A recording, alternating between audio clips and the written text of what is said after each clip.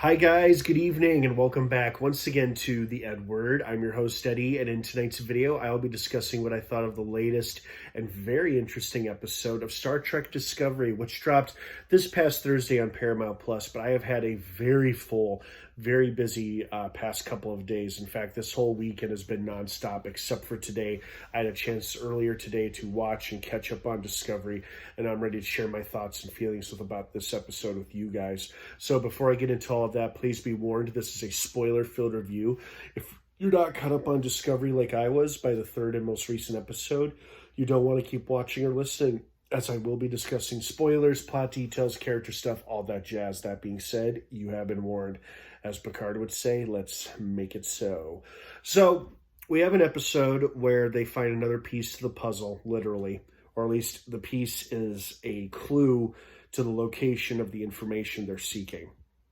But we also had multiple storylines going on in this episode, most of which ended on a pretty satisfactory note. You know, Saru having the conflicts with his engagement to the Vulcan president, Michael and oh my god, why am I blanking on his name? Michael and Book dealing with the Trill riddles, and of course the symbiont host that took possession of their doctor.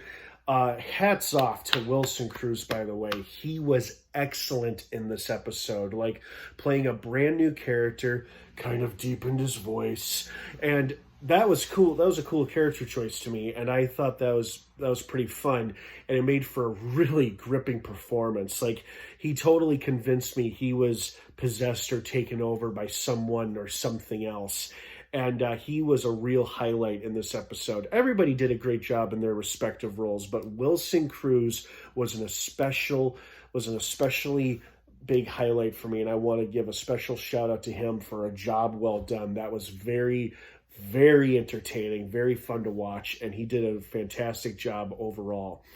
And my one complaint about this episode is that it's cute that Gray and Adira reunited, but I don't fully understand why they felt the need they had to break up with each other. Was it because they're both going down different career paths, like one in Starfleet, one as a Trill Guardian? I mean, that seemed kind of unnecessary to me, unless I misunderstood it, because by the end of this episode, they still seem to be on extremely friendly terms with each other, if they're not still together or not. I don't know, it was a little confusing to me, and I watched this episode from beginning to end, and I don't think I missed anything, so why they decided to break up is beyond me, but perhaps that'll be answered in later episodes. But still, it was nice to see their brief, sweet reunion, as short as it was. It was nice to see them together again after so much time had passed. And for our characters, it's only been a couple months since the season 4 finale, where with us, it's been a couple of years. So, oh gosh, and then the creatures were cool as well. Those camouflaged bioluminescent giant moth things, or whatever they were called, were awesome. And I loved that they were part of a test to test the person who was looking for the piece, if they were worthy of finding the piece, or how they judge and handle other forms of life that are not similar to their own. So I totally respected and got that. I liked that, how their reward for dealing with that situation, once they realized they were just creatures that were protecting their nest, and how they handled the situation. I was like, smart, very smart. They are worthy of getting the next clue piece. So I liked that. So overall, it was a pretty good episode, and it handled multiple storylines very well, and it ended on a rather satisfactory note. And I think we got pretty ample, decent screen time with almost every character, because almost every character was in this, along with the hilarious and awesome Tig Notaro returning to the show after what feels like a long hiatus almost. I don't think she necessarily sat out of season 4 that much, but I think she was filming something else, which is why we didn't see her as much. But hopefully she'll stick around for the final season in the next couple of episodes, because I like her a lot too.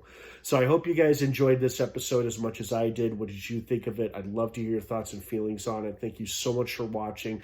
Thank you for bearing with me and being patient as I finally get this uploaded. I do apologize for the delay. Have a wonderful rest of your night and weekend. Star Trek Discovery drops new episodes every Thursday on Paramount Plus. Have a good one, and of course, until next time, live long and prosper.